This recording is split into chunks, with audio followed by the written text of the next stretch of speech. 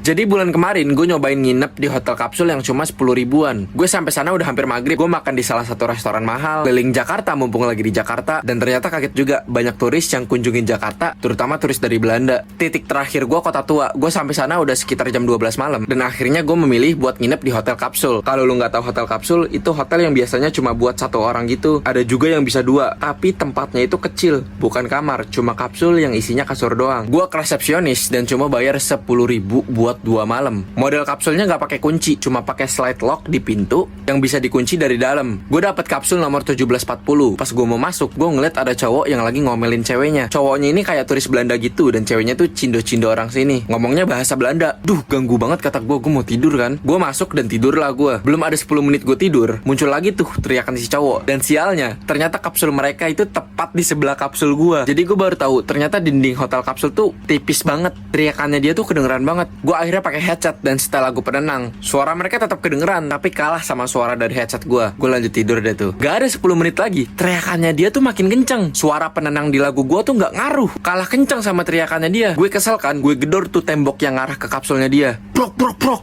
Woi, lo bisa diam gak sih? Dan itu titik pertama penyesalan gue, karena dia ngegedor tembok kapsul gue balik. Dan gedornya tuh kenceng banget, sampai seisi kapsul gue tuh bergetar. Dia gedor sambil teriak, makin lama makin kenceng, sampai tembok di kapsul gue tuh bengkok. Jujur gue takut sih, karena kalau gue sampai ribut fisik sama dia, gue pasti kalah, karena tipikal bule tuh badannya tinggi. Tapi gue gak tahan sama gedorannya. Akhirnya gue keluar dan gue samperin kapsulnya dia. Tiba-tiba gedoran dan teriakannya itu berhenti. Pas gue deketin pintunya, gue ngeliat di gagang pintunya ada warna hijau. Artinya itu gak dikunci, dan kapsul itu kosong, gak ada orangnya. Hah, yang bener aja gue bilang. Gue kebanyakan nonton film horor kali. Gue beraniin diri buat buka itu kapsulnya. Pas gue buka, gue kaget. Ternyata emang beneran kosong dan gelap, gak ada yang ngisi di dalamnya. Ih, gue merinding. Gue gak berani lagi deh tuh masuk ke kapsul gue. Akhirnya gue tidur di sofa lobby hotel. Besoknya gue lanjut keliling Jakarta tuh, dan gue memutuskan untuk pindah hotel dan gak tidur di sana lagi. Akhirnya sekitar jam 8 malaman, gue balik lagi ke hotel kapsul itu buat check out. Dan ketika sampai di depan hotel itu, kagetnya gue, hotel yang tadi malam gue tempatin berubah jadi bangunan tua warna merah yang disegel polisi karena lagi direnovasi. Gue nanya ke petugas di sekitar sana, hotel kapsul itu di mana? Dan katanya gak pernah ada hotel kapsul di daerah sini. Lah,